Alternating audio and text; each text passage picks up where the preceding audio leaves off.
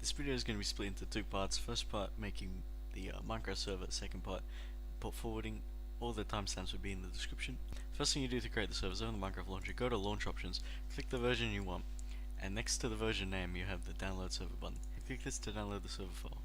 Next you're going to create a folder wherever you want. Call it whatever you want. I'll call it server just so I can remember what it is. And you want to drag in the server.jar you just downloaded. Now you're going to want to double click it to run it, and it will create a few folders. After it's done with that, you want to open the EULA file and change EULA equals false to EULA equals true. Save that and close it. Then double click the server again and it should start up. And make sure to allow it through your firewall. Now to stop the server you simply type stop, and to edit the server settings you want to go into the server.properties folder and edit it with Notepad or whatever you have. In this file you'll find things like the level name, whitelist, PvP, difficulty, game mode, among many other things. Now your server is essentially set up at this point.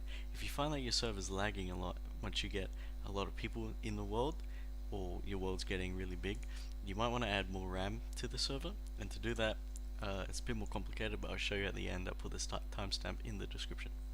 Now to port forward, the first thing you want to do is type CMD in the Windows search bar and open the command prompt.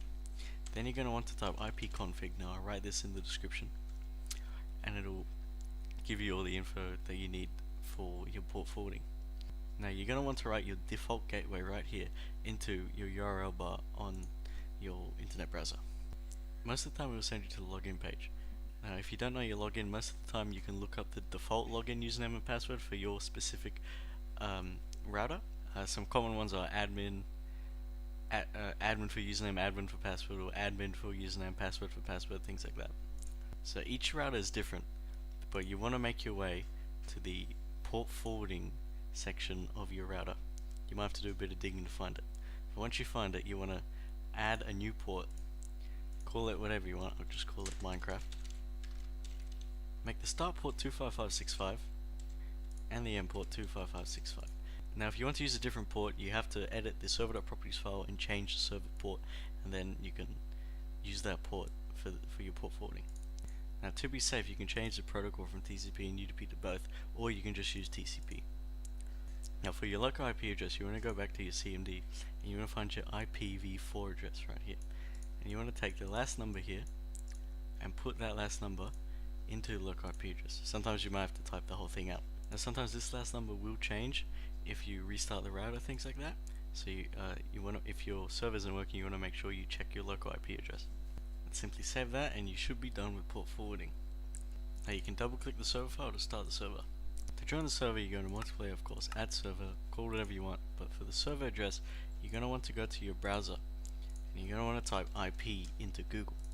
Now this will give you your IP, which I'm not going to show you mine, but you want to copy and paste this number into server address and add colon 25565 or whatever port you chose. Then simply click done and the server should be able to be joined. Now with some basic commands to let you do stuff in the server, you're going to want to go to the server jar and type op and then your username. This will allow you to type in any command you want and break blocks and do stuff like that inside the game itself. Now to let people join the server, if you've enabled whitelist, you simply type whitelist, add, and then their username. Now to allocate more RAM to the server, you're going to want to create a new text document. Open it and copy and paste this into it.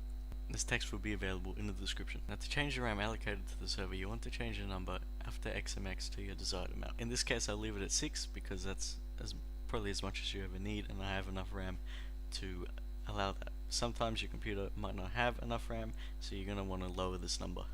3 GB is often a sufficient amount. So then you're going to want to do file, save as, and simply call it run, or whatever you feel like, .cmd, and then change save as type to all files, then save. So it should save as a CMD file, and you can open that and it'll run the server. I forgot to add earlier, to add a custom world to the server, you can either move out the world already in there and add the world you want and simply rename it to world, or you can leave the world in there and put in the new world you want and then go to the server.properties file and change the level name to the world name that you want. Now that should be all for making a Minecraft server. If you have any problems, make sure to read the description, and If that doesn't answer any of your questions, then leave a comment and I'll try to respond.